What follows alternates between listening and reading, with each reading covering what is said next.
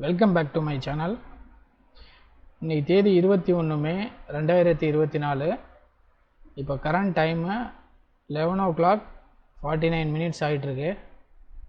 இன்றைக்கி உள்ள பேங்க் நிஃப்டியோட support and resistance current status என்னங்கிறத பார்க்கலாம். Current bank Nifty running 48,140.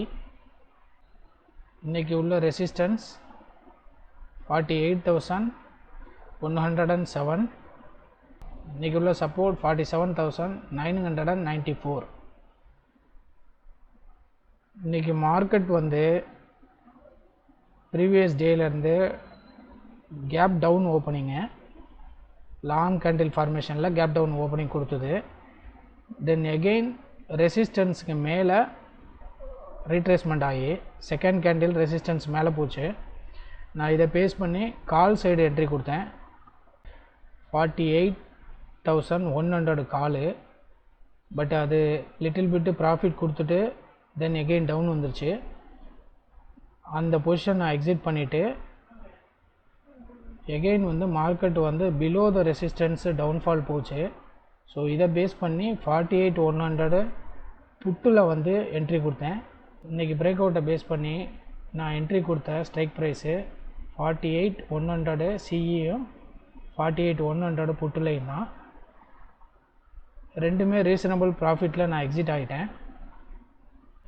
நான் ஓவரால் எக்ஸிட் ஆன ப்ராஃபிட்டு 9,111 ருபீஸில்.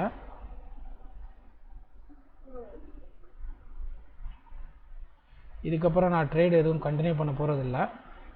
ஏன்னா மார்க்கெட் மோர் வொலாட்டிலிட்டி இருக்குது. இங்கே பார்த்தீங்கன்னா தெரியும், மார்னிங் கேப் டவுன் ஓப்பனிங் கொடுத்து லாங் கேண்டில் ஃபார்மேஷனில் அபோவ் ரெசிஸ்டன்ஸ் போச்சு. தென் எகெயின் டவுன்ஃபால் வந்தது, சப்போர்ட் வரலாம். சப்போர்ட்டை பிரேக் பண்ணி எகெயின் டவுன்ஃபால் போகலை. தென் எகெயின் சப்போர்ட் லைன்லேருந்து இப்போ வரலாம் அப் ட்ரெண்டில் இருக்குது மார்க்கெட்டு. இன்றைக்கி பண்ண இந்த ப்ராஃபிட்டோட நான் இன்றைக்கி ட்ரேடை க்ளோஸ் பண்ணிடுறேன். So overall profit 9,111 rupees.